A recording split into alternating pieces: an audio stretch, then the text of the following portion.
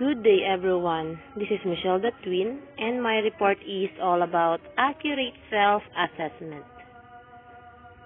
Accurate self-assessment is the ability of a person to accurately examine themselves, knowing exactly what they are capable of and what their strengths and limitations are. Not all of us have this ability. So, it means accurate self-assessment, ito po yung ability ng isang tao. Ito yung process kung saan kaya mong i-test o i-examine yung sarili mo para malaman mo kung kaya mo ba. Kung ano yung strength mo, and syempre kung hanggang saan din yung limitation mo. Kasi hindi lahat ng tao may ganitong ability. But personally, I think that we should all have this ability. Simply because this ability can make us more interested sa work natin. And another thing is, mas magiging capable tayo to understand yung value ng meaning ng ginagawa natin. Like for example, when we are studying something na far ahead sa level of understanding natin, then mahihirapan ka talaga. Or worse, di mo talaga siya matututunan. So, importante na aware tayo if wala pa sa limit natin or kung na-exceed na siya sa limitation natin. Okay, so we have here the sign of accurate self-assessment. Emotionally intelligent people have the confidence of knowing precisely what they are capable of. They fully understand their strengths and weak points. Okay, so a sign of accurate self-assessment is pag-confident yung isang tao. They are confident kasi they know kung ano at hanggang saan yung kaya nilang gawin. They can say no if they know na they can't. And they will surely do it if they know na kaya nila. In short, aware sila sa strength and weaknesses nila. Okay, so we have the following are some characteristics to look out for. First one is frequently take courses and look for opportunities to learn. Okay, so dito dapat gawin nating habit yung lesson. Tapos, hanap tayo ng opportunity doon para matuto tayo. Like for example, nagbabasa tayo ng book. Then, we should take that opportunity to save as many information that we can save sa mind natin. Next one is embrace opportunities to grow their knowledge. Okay, so dito po, dapat hindi one-day learning lang, tapos kakalimutan mo na agad. So, we should make that knowledge to grow. And next one is often read about self-development. Okay, so dito po, we should read about self-development kasi need natin yon. Dapat alam natin kung saan yung need ng improvement natin so we can work on it. Okay, so next one, request help from those they can learn from. Like mentors, leaders, managers, colleges.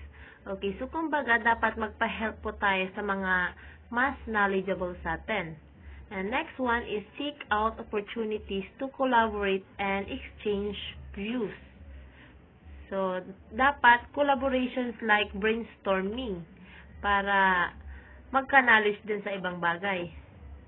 So, next is realistic about their goals and modest about their achievements. Okay, so dapat dito po maging realistic ka sa goal mo.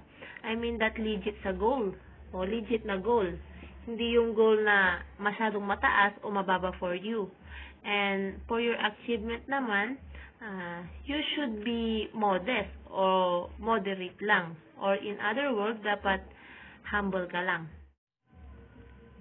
Next one is take responsibility for mistakes. Okay, so kumbaga po dito, pag may mali ka, aminin mo. Kasi it's okay to make mistakes as long as you take effort to make it right. And ang mali is to lie. Next one is can laugh off themselves when they mess up. Okay, so pag tinatawanan mo yung sarili mo pag nagkakamali ka, it means it's a good sign. As long as di ka susuko to learn. Kasi yung iba pag nagkakamali is dinidibdib nila. and it's not good.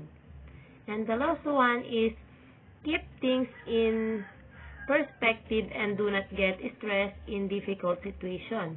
Okay, so kumbaga dito po, huwag ka mai-stress pag nahihirapan ka o pag mahirap. Kasi there's always a way to learn and you just have to find out how. Yun po.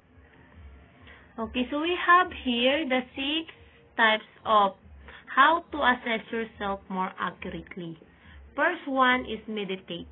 Give yourself time to learn mindfulness techniques that will help you step back from clutter and pace of modern life and start to gain more clarity on who you are.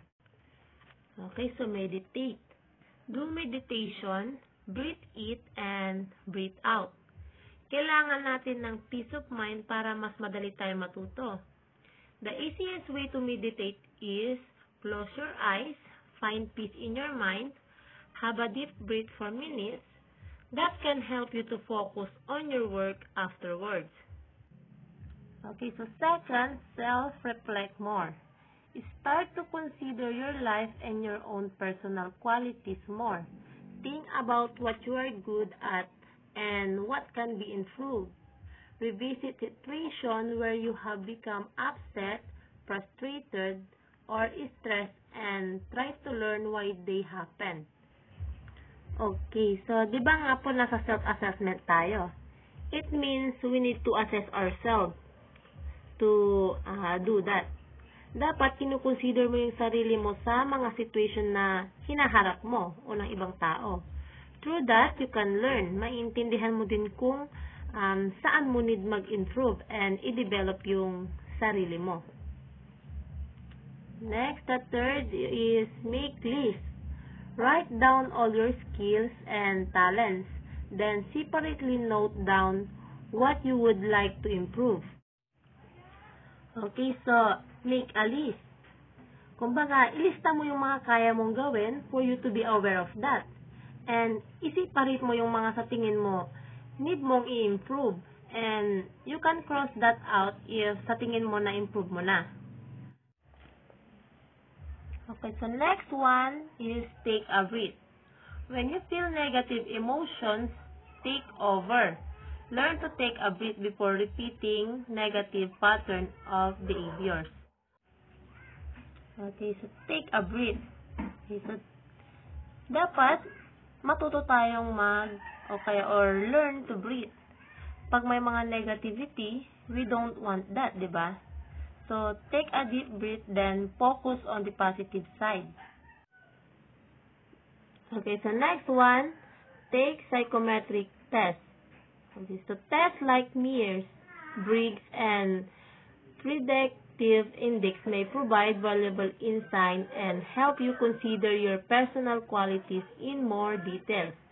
Okay, so pwede rin na magtala ka ng psychometric test and the result can help you consider yung qualities mo in detail. Okay, so the last one is seek out honest feedback. Compare how you see yourself with how trusted friends see you. Okay, so seek out honest feedback. Kumbaga, mag-ask ka ng friend mo na handa maging honest sa'yo. Yung sasabihin niya if pangit performance mo or kung ano pa ang need mong i-improve. Kasi through that, you can also help yourself to improve. Okay, so yun po. And that's all. Thank you.